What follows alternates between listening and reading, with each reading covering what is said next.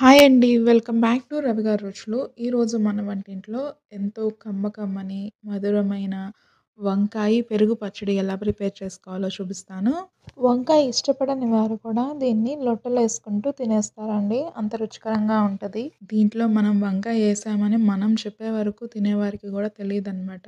అలా ఎలా ప్రిపేర్ చేయాలి, అంత టేస్టీగా ఎలా వస్తది అనేది నేను మీకు చూపిస్తాను.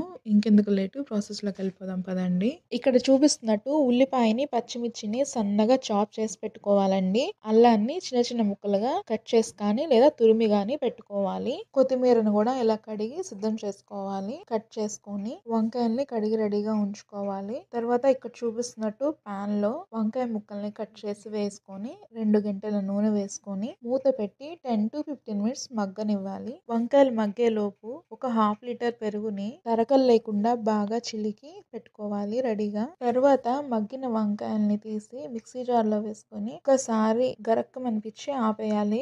ఎక్కువ మిక్సీ చేయకూడదండి, పేస్ట్ అయిపోతుంది. తర్వాత ఒక పెద్ద మిక్సింగ్ బౌల్ తీసుకొని అందులో ముందుగా చిలికి పెట్టుకున్న పెరుగుని, గ్రైండ్ చేసుకున్న వంకాయ మిశ్రమాన్ని, అందులోనే తరిగి ఉంచుకున్న పచ్చిమిర్చిని, అందులో తరిగి ఉంచుకున్న అల్లాన్ని, ఉల్లిపాయని, తగినంత ఉప్పుని వేసి అన్నిటినీ బాగా కలిసేలాగా కలగలుపుకొని, సారీ అండి కొత్తిమీర వేసిన క్లిప్ మిస్ అయింది, సర్వ్ చేసుకుంటే ఎంతో కమ్మని వంకాయ పెరుగు పచ్చడి రెడీ. ఇది చేసుకోవడము చాలా ఈజీ అండి. టేస్ట్ లోను ది బెస్ట్ వస్తుంది. ఒకసారి ఇలా మీరు కూడా ట్రై చేసి మీకు ఎలా కుదిరింది అనేది నాకు కామెంట్ చేసి చెప్పండి. నా వీడియోస్ మీకు ఎలా అనిపించాయి అనేది కూడా కామెంట్ చేసి చెప్పండి. మీ అందరికీ నా వీడియోస్ కనుక నచ్చితే ప్లీజ్ సబ్స్క్రైబ్ చేయండి, లైక్ చేయండి, షేర్ చేయండి మీ ఫ్రెండ్స్ అండ్ ఫ్యామిలీకి. బాయ్ అండి. సైనింగ్ ఆఫ్ మీ రవి గారి రుచులు.